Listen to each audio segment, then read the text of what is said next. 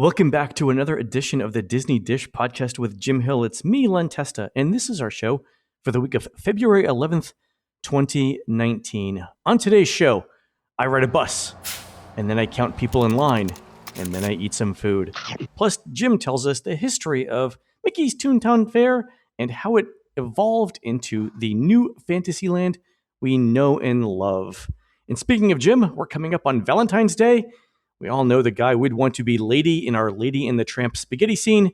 It's Jim Hill. Jim, how's it going? Okay. I got the wrong memo. I'm here in the diaper, and I got the wings with the little bow and arrow thing. But hang on. Costume change. Costume change. All right, Jim, before we get started, let's do a shout out to subscribers over at disneydish.bandcamp.com. Thanks to new subscribers Carrie M., Melissa I., and Mike M., and to longtime subscribers Johnny A., Brian F., and Laura Z. You know, Jim, if we ever needed to go back in time on a little trans-dimensional joyride to pick up an iguanodon, I'm just saying, we'd need to assemble a team of intrepid travelers to make sure it got done right. And I'd want Carrie, Melissa, Mike, Johnny, Brian, and Laura in that time rover with us. Also, I think Laura's a huge Felicia Rashad fan and would really enjoy meeting her. What do you think, Jim? At the very least, we'd have additional bodies to push out of the time rover just in case the big thing with the horns came at us. So, yes. Bring people with us, Len. Absolutely. We have two vastly different approaches to subscribers, Jim, you and I. That's all I'm saying. Okay. All right, Jim, let's do some news. The Disney Dish News is brought to you by Storybook Destinations, trusted travel partner of the Disney Dish. For a worry-free travel experience every time, book online at storybookdestinations.com. So, Jim, let me start off with some bus timing analysis that we've done. You know that our listeners are interested in some of the data and analytics work that we do behind the scenes. Here's one. So 90% of touring plans users and unofficial guide readers stay at a Disney hotel during their vacations. And one of the most common questions that we get from them is how long it'll take to get from their hotel to wherever they're going.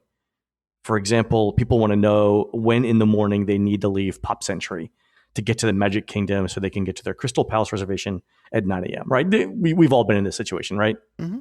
So the way that we used to figure this out was by having our research team sit at various bus stops at the resorts. So like at the Pop Century bus stop for days on end and write down the time that each bus arrived, the number on the side of the bus, and then where the bus was headed.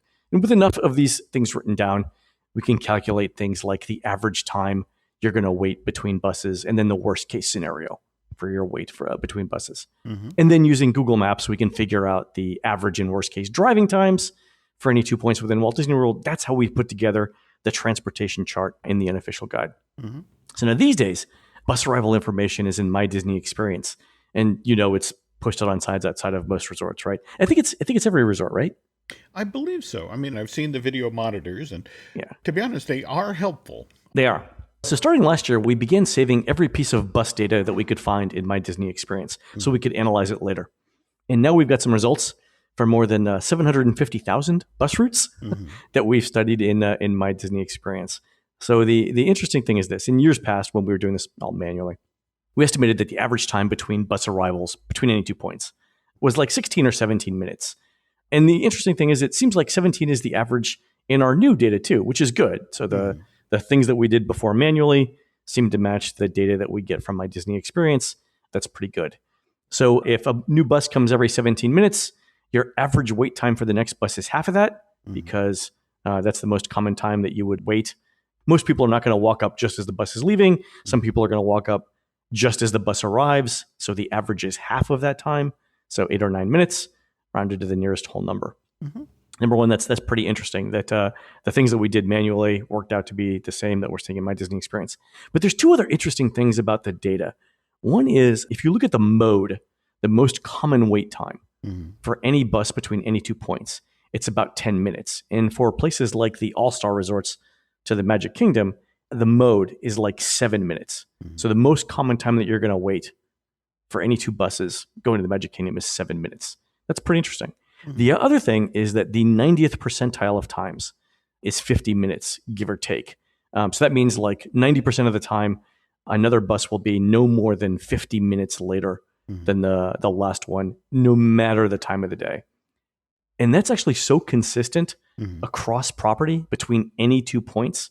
It's actually between like 47 and 53 minutes that I was talking this over with our statisticians. And I'm like, what are the odds that it's a coincidence that between every 2 pair of points in Walt Disney World, the 90th percentile is somewhere between 47 and 53 minutes? Like, what are the odds? And what we decided was it's too similar to be a coincidence. Like, the data is reflecting some sort of internal policy within Disney's transportation group. Like, whoever the vice president of transportation is at Walt Disney World, his bonus must be tied to some sort of service level that says 90% of buses have to arrive within 55 minutes. And this is his way of making sure he gets that bonus every year. It's too exact to be coincidental. What do you think? It's hard to argue with those numbers. If I could throw one question out, though, I'm just wondering, what do you have in regard to information in regard to buses traveling from resorts to, say, Disney Springs? Because face it, they did the dedicated bus lanes there, or at least around that section of Buena Vista Drive. Have you seen any statistical change there, or is there anything interesting that bubbled up in the data? So we're looking at bus arrival times first. If you take the transportation times, we haven't measured them along Disney Springs, but I think we should. And here's why. Google Maps will give you driving times, but those driving times aren't the same as the Disney bus times because, to your point, the Disney buses follow different lanes with different traffic signals than cars do. So they will have a different transportation time. We haven't done that yet. It'll be done by the time we go to print in June. Okay, because again, remember, we have this supposedly massive overhaul that's going on with the Disney transportation system. And we've already seen, a number of components, whether it's the flyover at the Magic Kingdom or in fact, all that work that's still going on between the ESPN Wide World of Sports and the new entrance to Disney's Hollywood Studios that supposedly will be definitely impacting how you get around the resort. The Studios flyover is fantastic. Have you seen the Magic Kingdom flyover though? God bless them. Bless their hearts. I think I managed to use it in November, and yeah, it is remembering what it used to be like. Like okay. It's like you're crossing over into Austria. It's it was like Checkpoint Charlie going. There we go. So Disney's invested millions of dollars in making it easier to get to the Disney resorts and segmenting the traffic on this new flyover. So people going to the Disney resorts don't have to stop at the Disney toll booths. And they put up new signage, and I'm sure they spent a lot of time really studying the traffic flows. But again, God bless them, Jim. Yeah. I was driving it a couple days ago, and here's what I noticed. If you're going to a Magic Kingdom resort, you bear to the left, and if you're going to the Magic Kingdom parking lot, you bear to the right. And all of the signage says that. If you're going to the Magic Kingdom resorts, bear to the left. If you're going to the parking lot, bear to the right. The one problem that no one thought of is this: you still have to bear to the right to get to the Fort Wilderness campgrounds, because that's where the turnoff is for the campgrounds. So if you follow the signs that say Magic Kingdom Resorts, because the campgrounds is a Magic Kingdom resort, you will end up in the wrong place and can't get there from, or it's a long way around. You can't get there from there.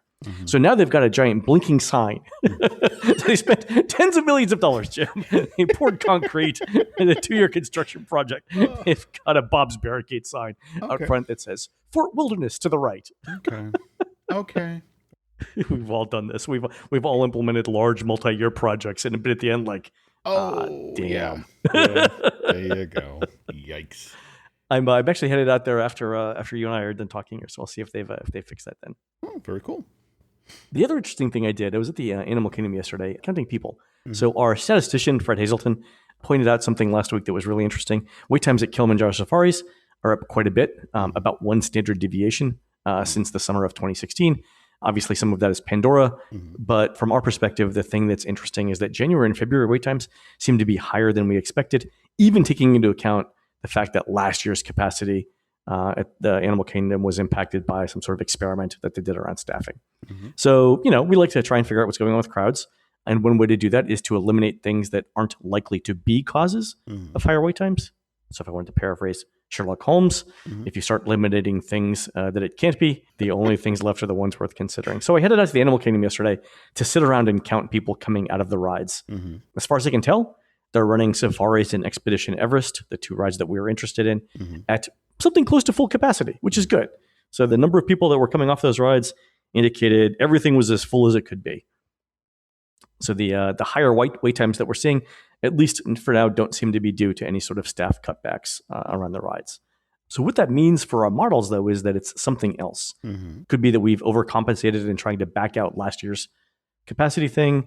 Could also be that Disney's new daily pricing structure is actually changing attendance patterns. That's something that we won't know for a while yet because we don't have an update on it. And it could be that, people are more evenly distributed throughout the parks now that Pandora's 2 years old and some of that novelty has worn off. We're still working on that. But the good news is we know what it's not. By the way, have you ever heard the Thomas Edison quote about the 6,000 times he failed making a light bulb? Yes. So for our listeners, someone asked Thomas Edison if he ever got frustrated with the 6,000 attempts he made to invent a light bulb before he actually got one that worked. And he said, no, not at all.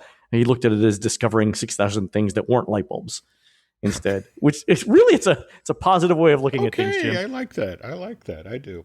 So that's the attitude that we're going to have here. The other thing I did was I ate at Harambe Market yesterday. I had the chicken bowl with cilantro and rice. I had a little spicy barbecue sauce on the side. It was really good. I mean, even for $11.49, it was better than I expected, and it was also a lot of food. I still think it's a humanitarian crime to charge $4 for a Coke. But that's a separate subject. Anyway, I decided to eat at 12:30, which is literally the busiest time of the day at Walt Disney World restaurants. And the line at Harambe Market was all the way back to actually Lagos itself in Nigeria. But there was no, it's true, I counted. Okay. But there was no line for mobile ordering pickup, so I did that. I was, again, literally the only person in line for mobile food ordering. It saved like 15 minutes.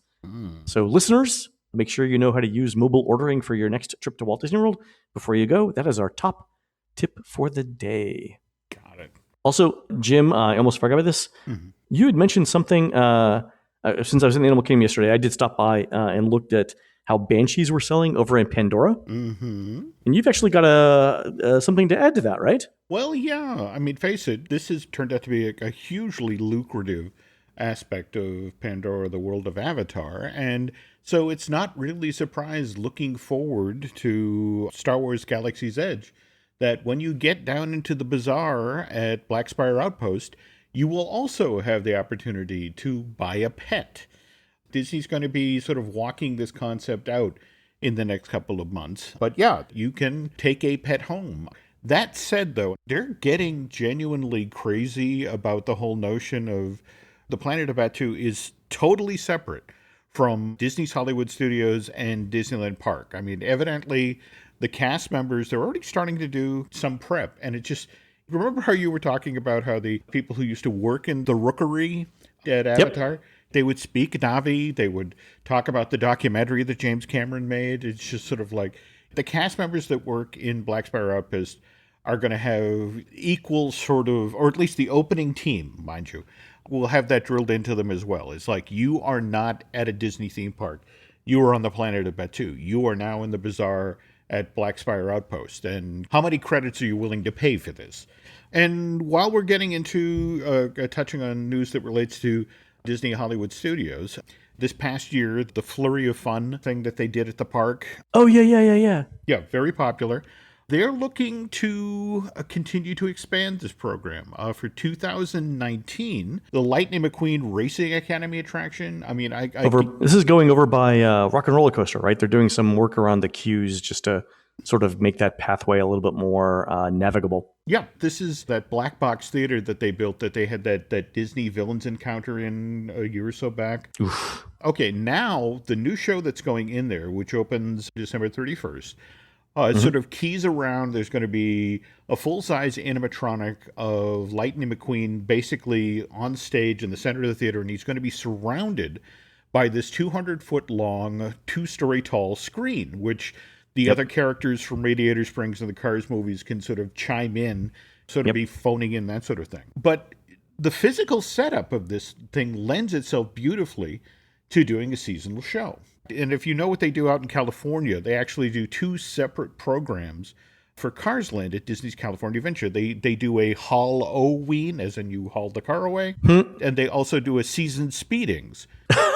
Really? Yeah. So the plan for Florida is that For the 2019 holiday season, there's going to be a special holiday edition of the Lightning McQueen Racing Academy, where basically you go in and you get to sing Christmas carols with the characters, and they've already ordered the giant Santa hat that Lightning will be wearing when he does this version of the show. Wow. Yeah, I mean, you probably have to get started making that now, given the amount of felt that it's going to take. Very true. And while we're talking about Pixar characters at Disney Hollywood Studios, I don't know if you saw this Super Bowl sneak preview of Toy Story 4, which gave us our first peek at Bo Peep in her new action outfit with her cape and all that.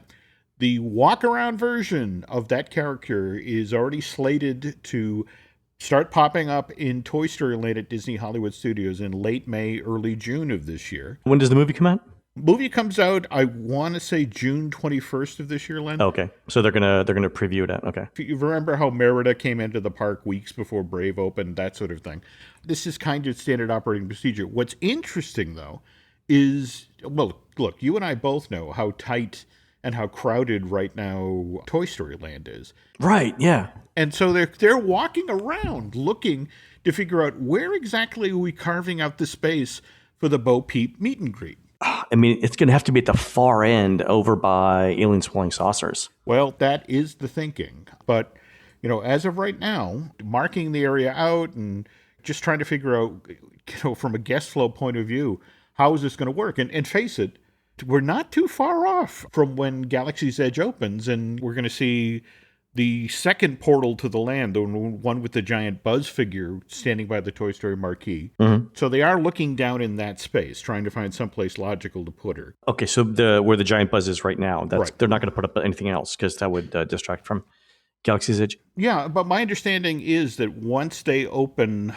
Galaxy's Edge, the Buzz figure, in much the same way that Woody is, the giant nearly 20-foot tall Woody is standing near the marquee that you come into the land at now. Right. They're going to do the same thing with Buzz. They're moving. Oh, okay. All right, so they're bookends. Oh, that makes way more sense. Yeah, that's it exactly. Okay.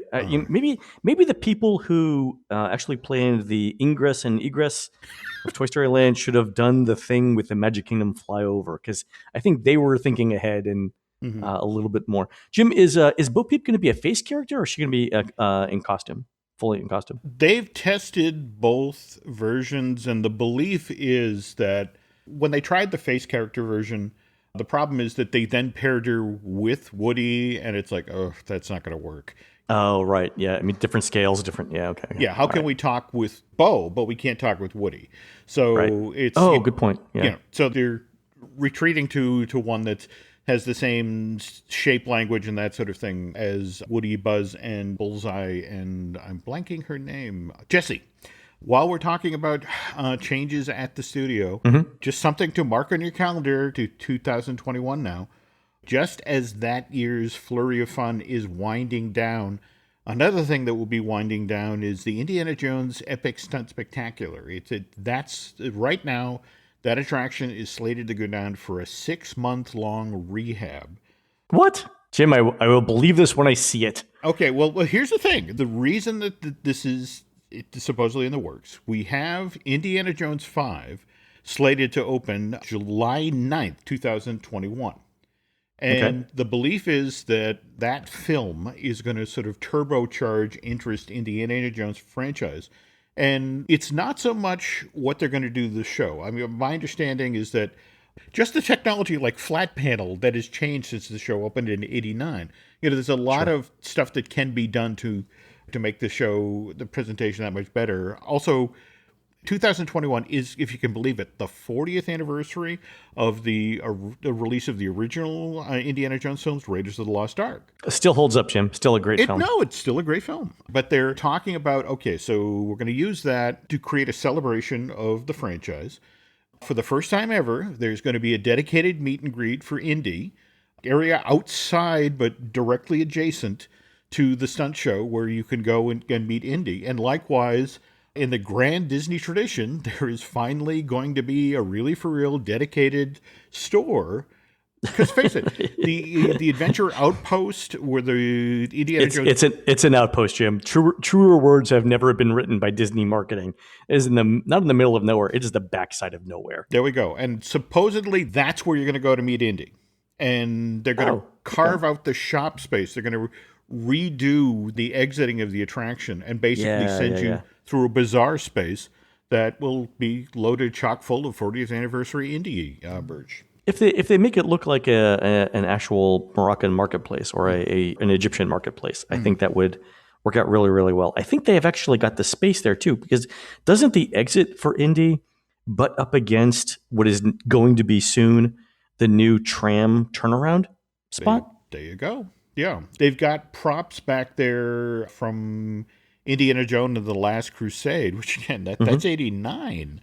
That have been just sitting there rusting, and it's like we could make so much better use of this space. And if we brought the crowds out through here, they then logically go, "Oh, that's where I meet Indy." Yeah, totally makes sense. Get ready for that. But just one caution: it was this time last year that we saw Lucasfilm push off Indiana Jones from its July 2020 release to 2021. So again, all of this keys off of that film actually going forward on time, and we'll see. Well, but still, I mean, number one, Harrison Ford's not getting any younger. But number two, wouldn't they have to start pre-production and principal photography pretty soon in order to hit that release date, which is now like 2 years and a couple months away? You are preaching to the choir here. But again, this is also Lucasfilm that had tapped the brakes very hard on the heels of what happened with Solo, a Star Wars story last year. So I understand the decision based on the box office. I actually enjoyed Solo as a movie. Mm-hmm. All of the recent Star Wars movies have been pretty decent. Mm-hmm. Parts of Rogue One I thought were a little implausible, but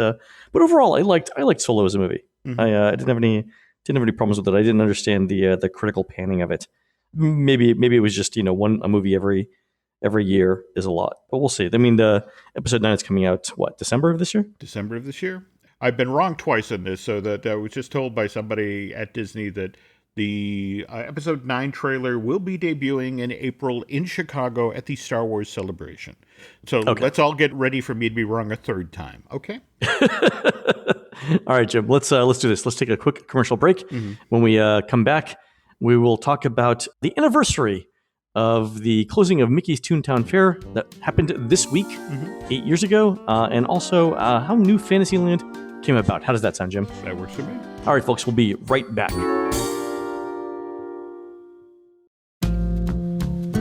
And we're back. All right, Jim, this week marks the 8th anniversary of Mickey's Toontown Fair closing in the Magic Kingdom. Now, we've talked previously about why Disney created Mickey's Birthday Land, which became Mickey's Toontown Fair. We've talked about that before. Yep. But we haven't really spent a whole lot of time talking about why Disney wanted to make a new Fantasyland, what motivated them, and how they decided to make it as big as it is, right? Because Mickey's Toontown Fair is a tiny portion of what is now New Fantasyland. To be specific, it's the Storybook Circus section. Yep. So what made Disney 10 years ago decide to go from, we're going to change this Mickey's Toontown Fairland and make it a permanent part of Fantasyland, to something much, much bigger, the largest expansion project in the history of the Magic Kingdom? Can you walk us through that? To be honest, we even have to jump back 10 years prior to that.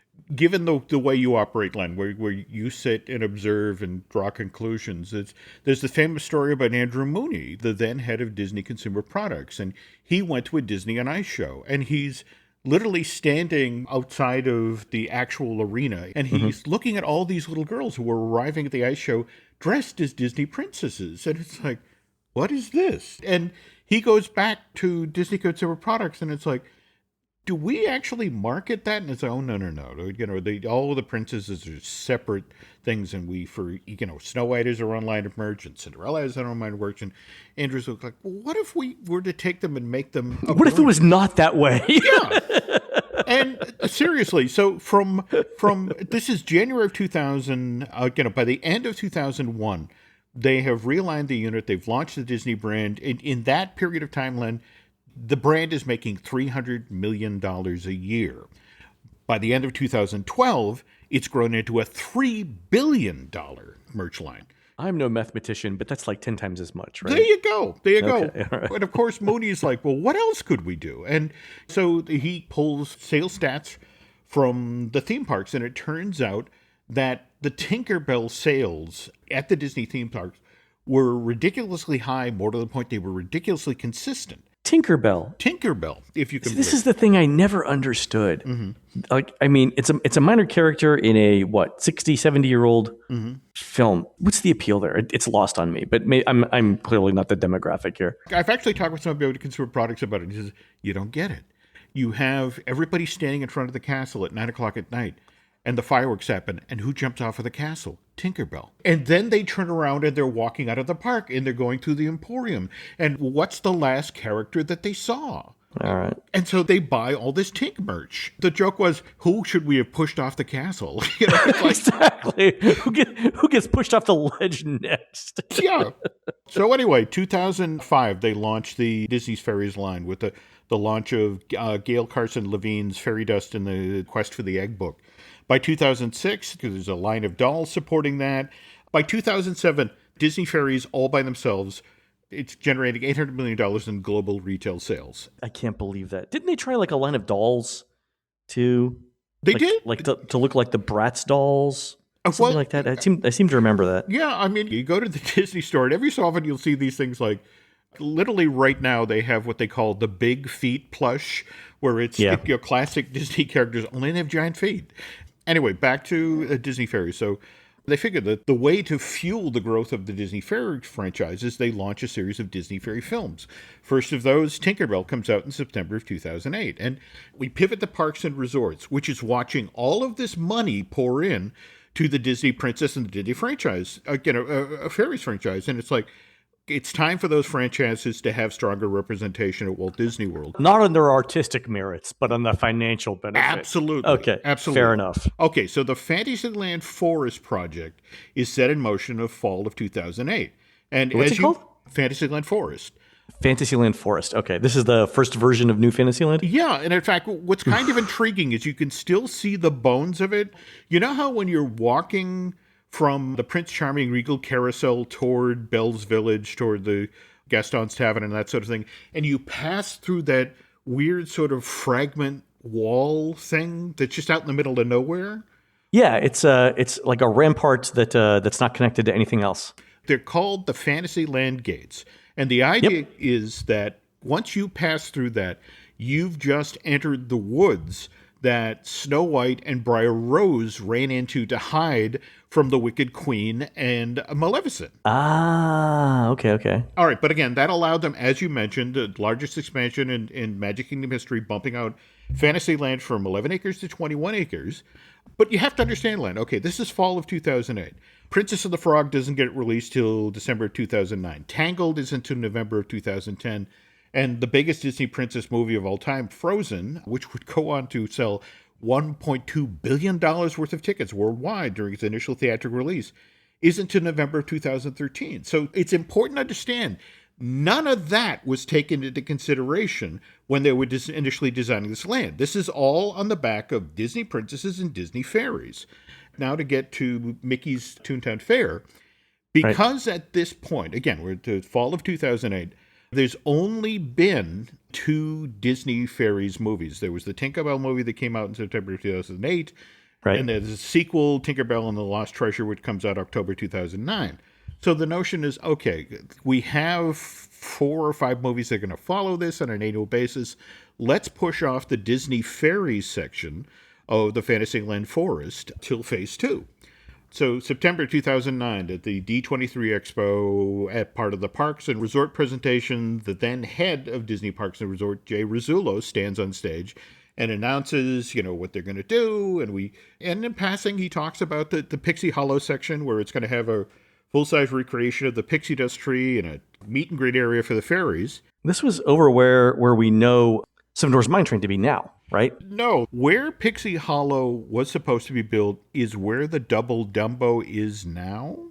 Oh, it was back there. Okay, I couldn't tell from the concept art. If you type in New Fantasyland leaked plans, the original blueprint for the land comes up. And what's interesting is the Double Dumbo sits on top of where Pete's Silly Sideshow, that retail meet and greet area is. Oh, right. I'm looking at it now. Yeah, yeah. All right, November of 2009, 2 months after they've announced the new Fantasyland project, Bob Iger is trying to decide who his number two is going to be.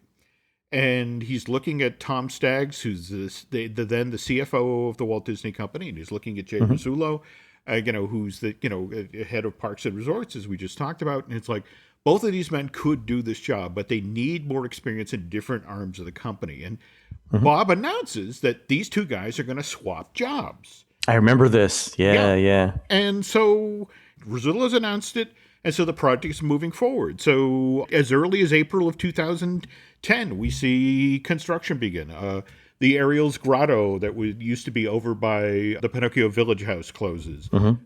Yeah, that was prime. It was a prime location for not a very good opportunity. I mean, it's a relatively small thing sitting in some very, very valuable real estate. No, that's it exactly. And then right across from the Main Adventures of Winnie the Pooh, we had that Pooh's Playful spot. Right, the 100 accord. Yeah, which they then spend big bucks to move that tree. All right, anyway, again, it's 2010, and Staggs is doing his worldwide Disney Parks and Resort familiarization tour. He visits every theme park. He meets with, rides every ride, sees every show. And while he's at Walt Disney World, he sits down with the retail staff. And they're like, okay, we need to talk with you about this new Fantasyland project, because we're about to lose a store that is second only to the Emporium in per square feet sales. And that's County Bounty. And it's like, is there anything you can do about this? This doesn't appear in the 2009 rendering. I'm looking at it right now. Not at all. All right. And so Staggs looks at the numbers, and again, CFO as opposed to creative. He looks at the artistic merits and the continuity of the current plans in Fantasyland. Go ahead, Jim. Yes, and it's just sort of like, how much money? And so he announces, he goes back to Imagineering and says, okay, here's the deal. County Bounty has to stay where it is. But I get that from all of the historic data that you've got for Dumbo, we need two Dumbos. How about this? Why don't you move Dumbo over to where Pixie Hollow is? As a father of three boys, I am very concerned about the current lineup that you have Belle's Enchanted Cottage, and you also have these elaborate meet and greets for Cinderella and Briar Rose. And it's like, I worry that we're spending all this money on a part of the park that only will appeal to little girls. Yes, we know from our research that boys and girls up to a certain age equally enjoy meeting the Disney characters. I think it actually extends into teens that they do. But you're right; it's a huge gamble on personalities and character greetings over rides, over family-friendly thrill rides. This was 2009, right? Okay. Right. Go ahead. Now we jump ahead to January of 2011, and it's official that suddenly there are revised plans out there for new Fantasyland. Pixie Hollow is gone. Likewise, this meet and greet, and that was supposed to buttress Enchanted Tales with Belle. But you have to understand that they have already broken ground. They're working off of the old blueprints. Right. I mean, this is 2 years after it's been announced. Yeah. And February 11th, 2011, Mickey's Toontown Fair closes, and then it's 1 year basically to the day that Storybook Circus opens in New Fantasyland, and we have our new Dumbo. All of this stuff, like a house remodel gone wrong, the whole notion of you've got to build this brand new coaster in the middle of an area that had previously been set aside for a meet and greet. And so we get Belle's Village and Beast's Castle and the Be Our Guest restaurant and the Little Mermaid ride opening around the outermost portions of New Fantasyland in December of 2012. Oh, yeah. And then in the middle of it, in the middle of the most popular land in the busiest theme park in the United States, we're going to build a roller coaster. But at the same time, you've got Staggs looking over his shoulder, and you've got, the first of the new princess movies that are making money, and it's just sort of like, crap, we have to make place for these things. And so that's how we end up in March of 2013 with the Rapunzel Tower and the Tangled Toilets over by Small World. And May of 2014, finally, the newly revised version of New Fantasyland is completed with the opening of Seven Dwarfs Mine Train. And Jay Rizzullo, after switching jobs and dutifully learning how to be a CFO and that sort of thing, finds out he's being passed over. So he announces in June of 2015 he's leaving the Walt Disney Company. During this exact same period of time, the seventh and final Tinkerbell movie, The Legend of the Neverbeast, becomes available to purchase. And, it's fascinating. The Disney Princess franchise is still going strong. For some reason, again, and remember, Len, at one point, all by itself, Disney Fairies was making $800 million in global retail sales. And the company literally turned its back on the revenue stream. Supposedly, that's on the back of Frozen. Oh, okay. They gave up the $800 million in exchange for $1.2 billion or whatever. And then we jump ahead to April of 2016. Tom Staggs was one of these situations where the board of directors told Iger that they weren't confident in his transition plan, and that they were concerned about Staggs being in charge of the newly global Walt Disney Company. And so Staggs leaves the company. June of 2016, we get Frozen Ever After opens in Epcot, and there's still people who are angry about it being shoehorned into Norway over there. That was what I was going to point out, that Princess Fairy Tale Hall was part of the new Fantasyland expansion. And when it opened with the Frozen characters, there were 5-hour waits for that. Yep. And again, from a continuity perspective, from an artistic interpretation perspective, what Disney decided was they'd make more money if they were in Epcot. So that's why they eventually moved, right? Oh, yeah. And if you think about what they did to eliminate that 5-hour-long line at the summer house, you get into that space and sort of borrowing a page from what they used to do with the Mickey theater experience back at Mickey's Birthday Land, that there's a couple of different doors and maybe there's a couple of different sets of Anna and Elsa's. A couple of little things before we wrap up here.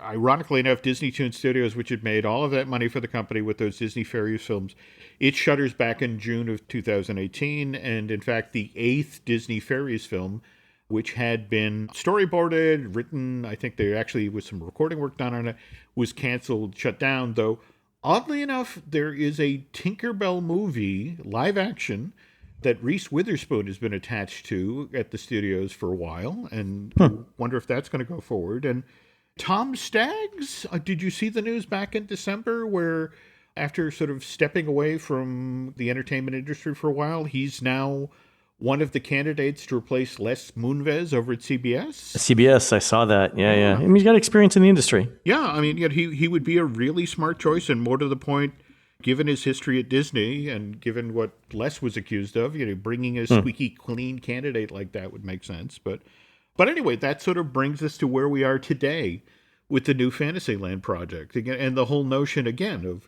you started, with one design scheme for this whole thing, keying off of the Disney princesses and Disney franchises. And then we have this next generation of Disney princess films. And suddenly the company changes direction. But yeah, over the span of 2.5 years, the amount of changes that went in were pretty incredible. When you tie yourself to something like this, we often end up with the situation we just had in Epcot, where we literally had a sponsor in place for his Spain pavilion. We literally had a ride and an attraction ready to go. But the film they tied it to, Gigantic, got shut down just last year. And company took, Len, a $90 million write-off on that movie. But, with the score by the people who were Frozen, with a director. Oh, yeah. I remember. Yeah. $90 million. Yeah. I mean, it shows you how fast things can change in the world of theme parks. But, it keeps it interesting for us. Yeah, that does. And for our listeners. All right. Thanks very much for that, Jim. That was super interesting. I'd forgotten about that intermediate new Fantasyland plan. I'll try and post in the show notes the links to the blueprints. Very cool. All right, folks, that's going to do it for our show today. We're produced fabulously by Aaron Adams, like Neil Patrick Harris. Everybody loves Aaron, and neither of them will be hosting the Oscars this year. Don't forget to go onto iTunes and rate our show and tell us what you'd like to hear next. For Jim, this is Len. We will see you on our next show.